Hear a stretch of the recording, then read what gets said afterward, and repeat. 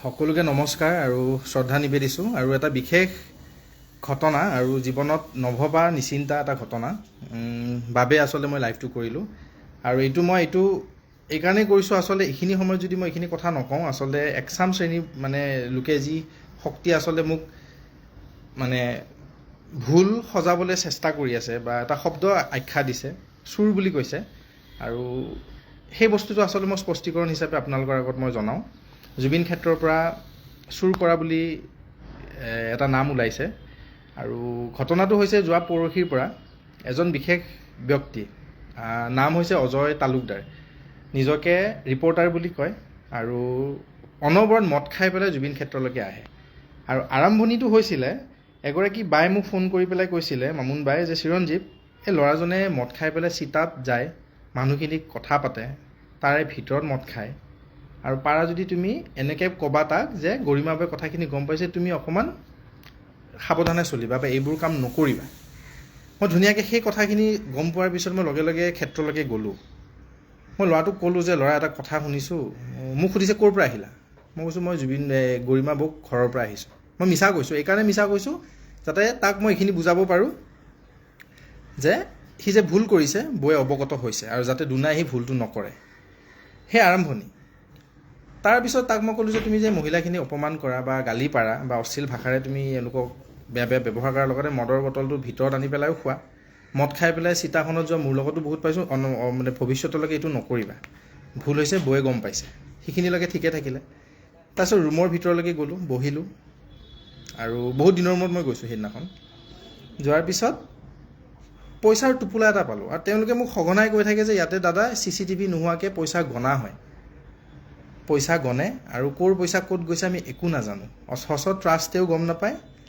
কিছু সংখ্যক CDC ছাৰৰ তাত যায় কিন্তু কিছু সংখ্যক ইয়াতে ভাগ বতৰা হয় তেওঁলোকে কোৱা কথা দেই এইটো আৰু লগত মোৰ 2-এজন মানুহ আছিলে তাতে বাহিৰা মানুহ তেওঁলোকে গম পায় আৰু আগৰ পৰা এইটো তাৰে স্থানীয় লোকে বা কিছু লোকে গম পায় যিখিনি মানুহ আছে যে এইটো হৈ আছে অলৰেডি এটা বিতৰ্ক হৈ গৈছিলে পইচাৰ ওপৰত গ'ল তেনেকৈ তাৰপিছত মই আগতে গ'লে সাধাৰণতে চহী মাৰি পেলাই গোটেই অসমৰ বিভিন্ন প্ৰান্তৰ মানুহক গামোচা দিয়ে তেওঁলোকে এখন ফটো দিয়ে কেতিয়াবা এখন গামোচা নতুবা কিবা জুবিনদাৰ স্মৃতি হিচাপে ঘৰত সজাই থ'বলৈ বস্তু দি পঠায় কিন্তু চহী মাৰি পেলাই দিয়ে তাৰপিছত সি লগে লগে ক'লে চিৰঞ্জিতে পইচাখিনি থাকক দিয়ক মই থাকক কিন্তু মই ভিডিঅ' কৰি থৈছোঁ দেই পইচাখিনি যদি কিবা পইচাৰ খেলি মেলি হয় যাতে এইখিনি কেতিয়াবা কাৰোবাক দৰকাৰ হ'লে মই দিব পাৰোঁ আৰু এতিয়া যিহেতু ন্যায়িক প্ৰক্ৰিয়া চলি আছে বৌয়ে অলৰেডি টেনশ্যনত আছে আৰু বৌক মই এইখিনি বস্তু দেখুৱাব মই বিচৰা নাই ভাবাও নাই সেইখিনি টাইমত কিন্তু তাক মই দেখুৱাইছোঁ ভয় যে বৌয়ে গম পাইছে তই যে উৎপাত কৰিছ বা তই মদ পানী খাই উদ্ভণ্ডালি কৰিছ সেইখিনিলৈকে ঠিকে থাকিলে তাৰপিছত সি লগে লগে ক'লে চিৰঞ্জিতা 3টা আঙুঠি আছে এটা ৰূপৰ ইয়াতে হ'লে CDC ছাৰে গুৰুত্বই নিদিয়ে বস্তুবোৰ ভাঙা ভাঙি হৈছে এজন ল'ৰাৰ নাম কৈছে ল'ৰাটোৱে হেনো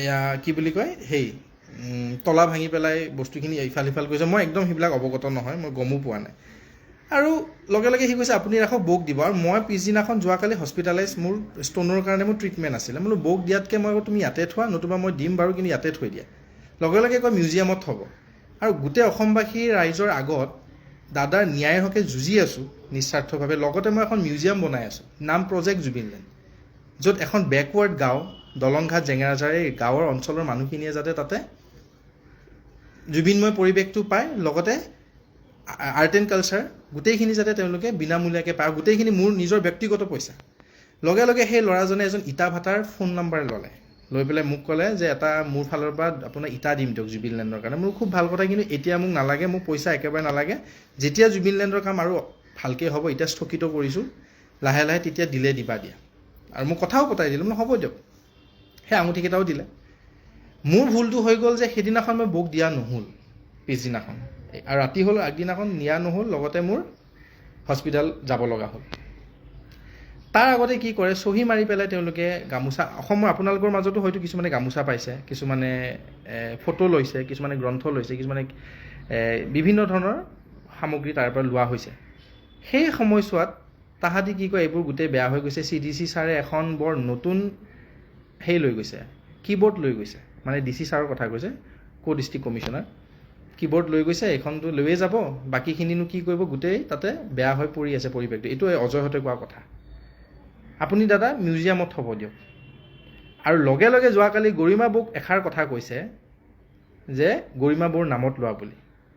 তাৰপিছত যোৱা নিশা আকৌ ফোন কৰি পেলাই মোক ক'লে যে গৰিমা বৌক আপুনি কথাখিনি কৈ দিলে নেকি, আপুনি যে মোক কৈছিলে ইয়াতে।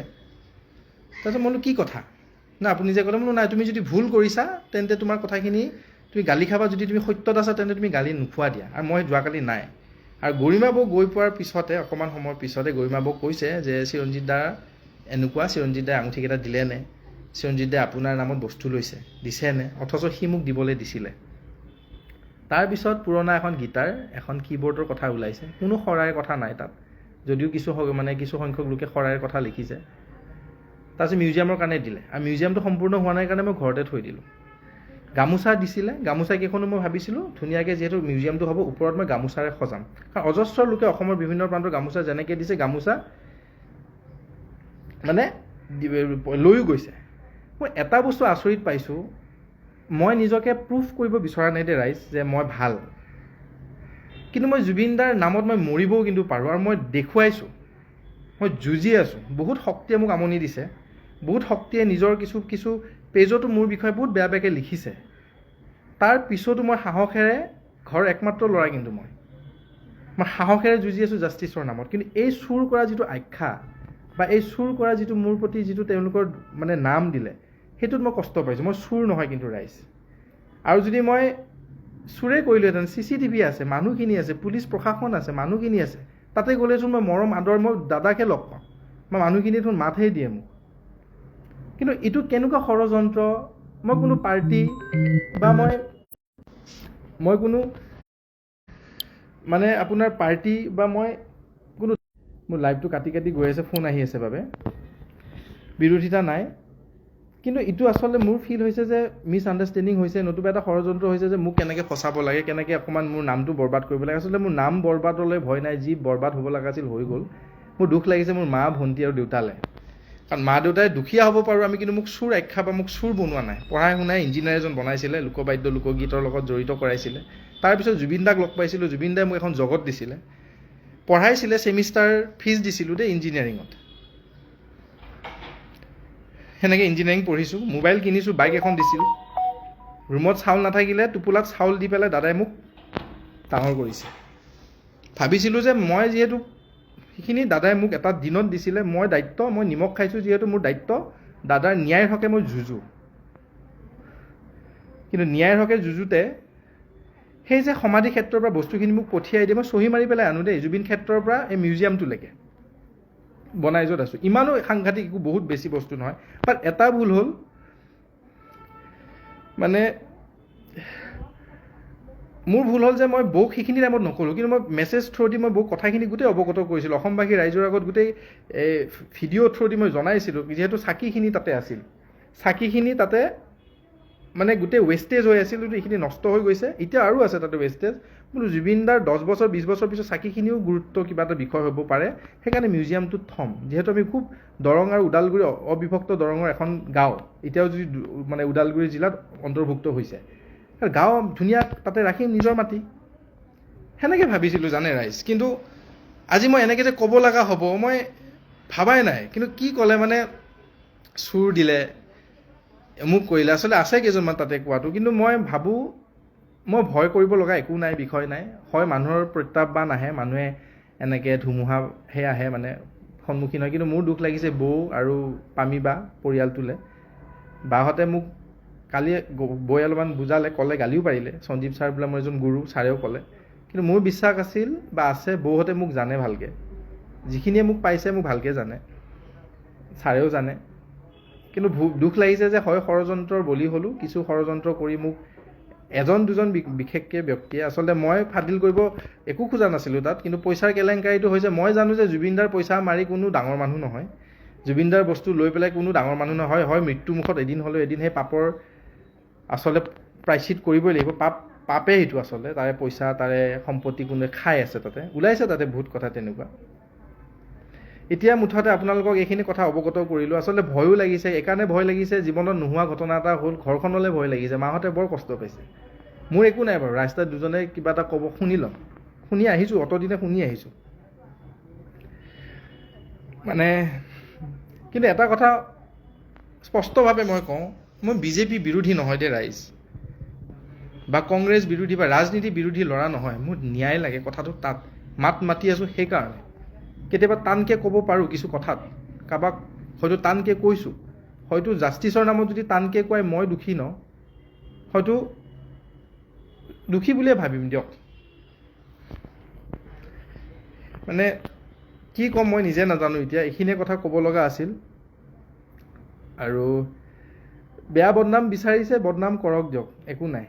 আৰু কোনো এতিয়া ইলেকশ্যনৰ কথাও মই বা ৰাজনীতিৰ কথাও নকওঁ, মই নহয়ো সেনেকুৱা বা সেনেকুৱা যোগ্যতা মোৰ নাই, কিন্তু যিখিনি ভুল দেখোঁ সেইখিনি কওঁ মই। আৰু জাষ্টিছৰ হকে মাত মাতিব বিচাৰি আছিলোঁ, মাত মাতি আছোঁ। এতিয়া মনৰ প্ৰাণেৰে মনত মাত মাতি মুখেৰে আৰু বা কেপশ্যনেৰে বা লিখিতভাৱে আৰু একো নকওঁ মই, যিহেতু ইমান বেয়া নাম এটা দিলে। আৰু আশা কৰোঁ ভগৱান আছে, ভগৱানে চাব গোটেইখিনি। আৰু বৌ আৰু পামী বালে মোৰ বেয়া লাগিছে, তেওঁলোকে যিহেতু মোক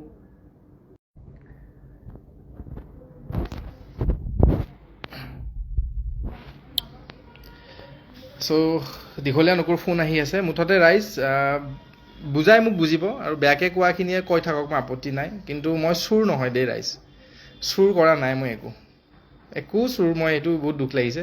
আৰু যিখিনি আছিলে, যিখিনি কৈছে লিখি পেলাই, যিখিনি আনিছিলোঁ বা দিছিলে মোক, এতিয়া চুৰ আখ্যা দিছে দিয়কচোন দুই এজনে, গোটেইখিনিয়ে জানে। মই আজি ৰাতিপুৱা গপছত ঘূৰাই থৈ আহিছোঁ। কিন্তু মিউজিয়ামটো হ'ব, ৰাইজ আছে, মিউজিয়াম আমি 10 বছৰ পিছত হ'লেও বনাম।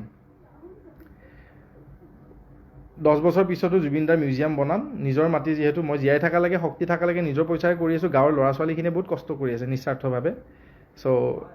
তেওঁলোকে ধুনীয়াকৈ লাগি দিব দিয়ক, আপোনালোক আছে দিয়ক, আশীৰ্বাদ কৰিব। কিন্তু বৌ আৰু বালে মোৰ দুখ লাগিছে, আপোনালোকে ভুল নুবুজিব। পৰিয়ালটোলৈ বৰ্তা আছে, মন দা আছে, আমাৰ বেণ্ড মেম্বাৰ ৰাজা দা, প্ৰিয়াংকু দা, পাৰ্থ দা, দীপকেশ দা, মানে অঞ্জন দা, গোটেইখিনি মোক পাইছে তেওঁলোকে। মই চুৰ নহয়, আপোনালোকে ভালকৈ জানে। সকলোখিনিয়ে যিখিনিয়ে মোক ভালকৈ জানে, আৰু মই স্পষ্টীকৰণ দিছোঁ। মই আচলতে কিবা হৈ গৈছোঁ মানুহজন। ভগৱান আছে, ভগৱানৰ ওপৰত এৰিছোঁ, অসমবাসী ৰাইজৰ আগত এৰিছোঁ। আৰু দিয়ক, ভালে থাকক সকলো। যদি মানে বদনামে পাব লাগে তেন হ'ম দিয়ক, বদনাম ল'ম। কিন্তু দাদাৰ হকে ন্যায় মাতে মাত মাতিম, সেইটো সদায় মাতি যাম। কিন্তু এতিয়া লিখিতভাৱে বা কথাৰে নাই, মনত ভগৱানক কৈ থাকিম যে দাদাই যাতে ন্যায় পায়। জয় অসম, জয় জুবিন দা, ধন্যবাদ।